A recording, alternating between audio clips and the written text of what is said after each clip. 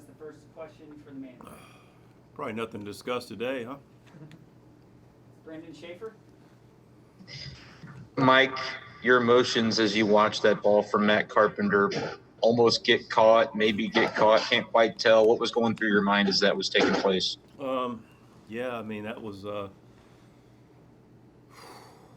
it's great at bat, obviously. Big at bat. Great for him, great for us. But yeah, he hit it, and seeing enough of him, you go, that feels pretty good. And then you see him get a beat on it, and then you start to creep in, and it all happens within the time of normal punt takes place in an NFL game, and it's amazing how all the different thoughts you can have in that short span, and he goes back, and of course it's right on that place of the fence. I don't know if he hit it, but where you can put your foot up and go over. It's like a little stoop there for it, and of course it was right there for Carp, and kid played it well, and then you see leather and ball hit, and you're like, have that split second of, you got to be kidding me, and then you see it, bounce off, and just the relief of that was for Carp, and then again, like I say, for us. Matt maintained his perfect curtain call to home run ratio this year. What does it say about the kind of person that he is, teammate that he is, that the fans, and you could see in the bullpen as well, the guys going nuts down there? What does that say about Matt Carpenter, that this kind of reaction, despite the tough season that he's had, is still the one you see today? I think you get a glimpse of the quality of fans that we have, in the sense that they're smart, knowledgeable baseball fans, and they also, this is a hard-working, high-value character part of the world, and I think they recognize that this guy's done a lot of good things for this organization, is given all the effort that he wants to give, has not been rewarded, and I appreciate the fact they've been supportive, not blindly, because we don't deserve blind support, but appropriate support and excitement, not only for the moment but for Matt, and that's what's wonderful about our fans. We get to share experiences with them. Thank you, Mike. Thank you. Katie Wu. Mike, I think it's pretty universally understood on why you were so upset in the bottom of the ninth, but I was wondering if you could walk us through your perspective of the situation. Yeah, look, it was irrespective of what happened with Nolan. I'm sure we'll unpack that in a moment. Said what we said at that moment, but in that particular moment, look, I don't like arguing balls and strikes. I rarely do it. The other day I enjoyed an exchange with an umpire because I said, "Hey, I got that down." And he's like, "Is it down? You got it down?" I'm like, "Yeah, I got it down." And just working with the guy, and I got a lot of respect. They have hard jobs. But I started seeing our guys making some U-turns to the dugout with some frustration. So I barked a little bit and, went out and said my piece from the dugout and just laid the case out with Brennan, who's a conscientious, hard-working umpire. I mean, look, it's nothing against him. But like I said, some guys making some U-turns and frustrated, and a lot of times we don't like to invite the umpire into the competition. They've got a job to do. We've got our job to do, and they're human, and we respect them, and don't want to show them up. But after a while, you feel like you gotta stand up for your guys as well. So that's the genesis of that. Thanks. Yes, ma'am. Kamish. So, to be clear here now, were you ejected for arguing a strike when O'Neill was up, or complaining about Arenado being hit? I had said my piece outwardly after Arenado got hit. It was a ball and strike argument. Relative to what we talked about before the game, was Arenado hit with sort of a reason in mind? Look, I thought about how to best answer this.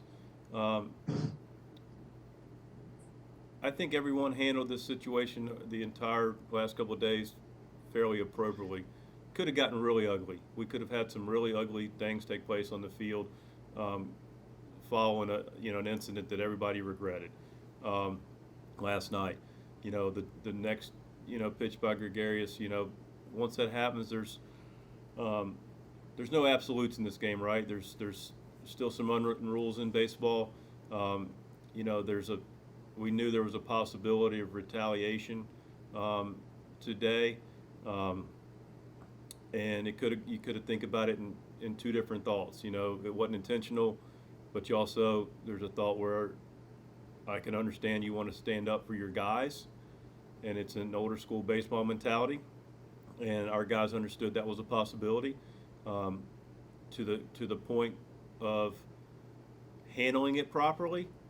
No one handled it properly. Didn't like it.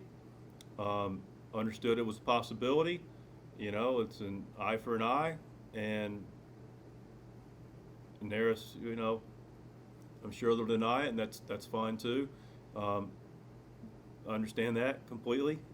That's smart actually, but he did it right. He took one shot, and he got him low, fairly low. Thankfully, not a different story. We're probably having some issues if he gets hurt, and that's the risk of doing it. But it's old school baseball, and we didn't mean to hit a couple of their guys, but nonetheless, a couple of their guys got drilled pretty good, and so you can expect some retaliation, and it was done as clean as possible, and no one responded in an appropriate way. Said my piece out to the field, to make sure he knew, which I'm confident he does, Noah's got his back, and we move on. And that's how the game polices itself, and that's why you didn't see this ugly, people going nuts, skirmish. And that's and while we're on that vein, Bryce Harper sent over a nice text to Genesis Cabrera, and you want to talk about a first-class move. And look, the guy's an excellent player.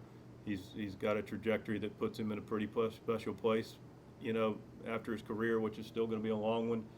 But whoever's a fan of Bryce Harper, or whoever has children that are fans of Bryce Harper, support that guy, because that was what he sent over in a message day was completely a class act, and he wanted to make sure that Genesis knew that he was aware it was unintentional, and that if he needed to talk and make sure he was okay with mentally about what took place, that he was free to have the conversation with him. But he had empathy for the guy that hit him, so a lot of respect for Bryce Harper, and a lot of respect for how he, the kind of player he is, but even more respect now for the kind of the way he handled a very tough situation. So for anybody that has any fans of Bryce Harper, that your children are fans, you can support that guy. That's a stand-up guy. So the score was 4-3, your favor. Are the Cardinals and Phillies even otherwise? We're dead even. That's the whole part about it. It happened. It's over. We don't play them again this year. I can confidently tell you, and I'm pretty sure from their side, they handled it old school. We did our part. We won the baseball game.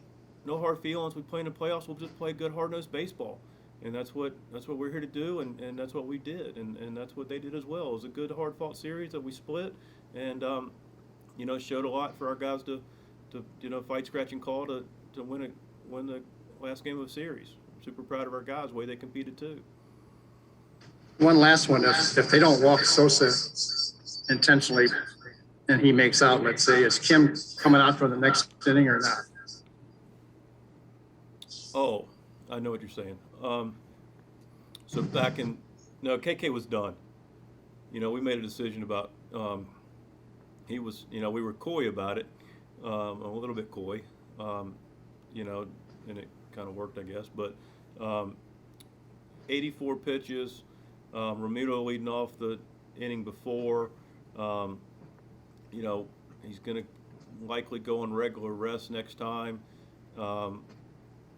Different part of the order, yeah, we could justify it, but we had 2 hits. Noah was tough, and we had to take our shot.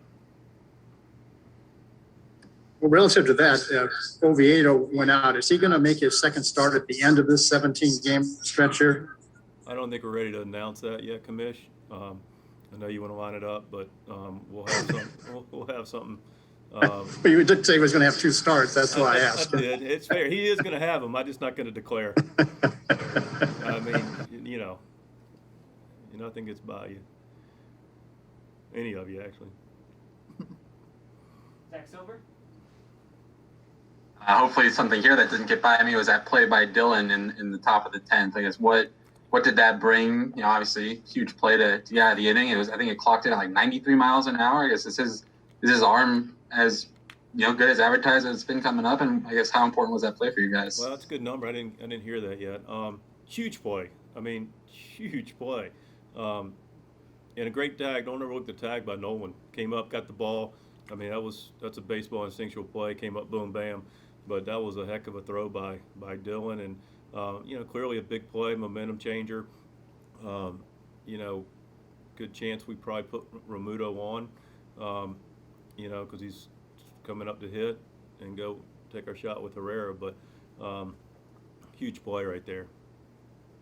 How much is his positioning under that ball as important? He's shifted between right and center. How much does him having that knowledge as a youngster out there in center to be able to give himself a shot, how important is that? The angles are different from a throws, to your point. Getting behind the baseball is something that he's done a nice job of consistently. Him and Harrison are probably our best 2 guys.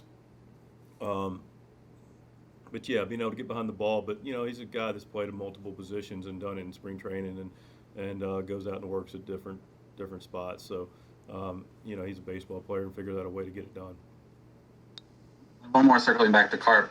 He's kind of gone through some different swings. He's started some stretches. He's sat on the bench for some stretches. He's pinch hit some stretches. I know he says he's an old veteran guy. He's able to kind of work through those changes and roles. I guess from your vantage point, for him to kind of come off cold and be able to do that after a stretch of not starting as much as, what does that say about how ready he is and kind of his own regimen that allows him to be able to do this? Yeah, it speaks to his mindset. That's one of the reasons that a guy like that, he's a good player, obviously. That's the primary reason he's able to get. But your mindset allows you to get the most out of your ability and understand how the game works, which allows you to best have a longer career. And so Matt's a team guy. I think that's to the question earlier about the ovation that Brendan alluded to. People appreciate he's a team guy and willing to accept different roles, which he's done. Excuse me, I got a little hoarse from earlier. But something he did when in 2019, we brought Eddie up. We brought him off the bench, and did he like it? No. I mean, he wants to be in there every day and still does. But liking it and accepting it can be 2 different things. You don't have to like it, but you appreciate the fact he accepts it as a professional and doesn't let it affect him, and which allows him to do what he did in 19, get a lot of big hits for us. Off the bench as well as starting, and then same thing today. Thank you. You're welcome. Mike, this is a good time to ask this because we saw how a pinch hitter can change the game. You guys have not had a lot of production from that spot, no matter who's taking those at bats.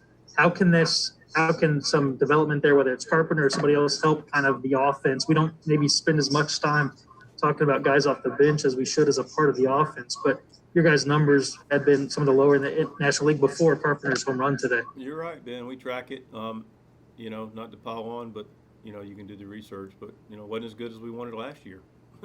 It just wasn't. And I do feel like we're taking better at bats off the bench than we did last year as a barometer. Carp came off the bench last night. He had a one-hop bullet, and the kid made a nice play on Matan. We've worked some walks. We've had better at bats, and that's really ultimately all you can ask for. Pinch hitting.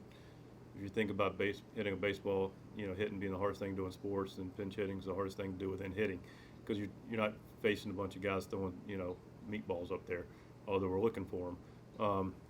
So you're facing back end guys and so forth. But of course he got the starter today. But I feel good about our process. Feel good about the guys taking the kind of at bats we like, and clearly want to get the production to go along with it.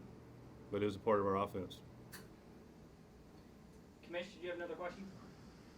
Yes, I do. This is the first time we've come across where the pitcher's spot in the 10th inning is in play here. Is it in the books that pitcher doesn't have to run for himself and as a, That's correct. It That's goes fine. back to the previous spot in the order. Everybody else good? Great, thanks. See you Thanks. guys in Pittsburgh. Appreciate it.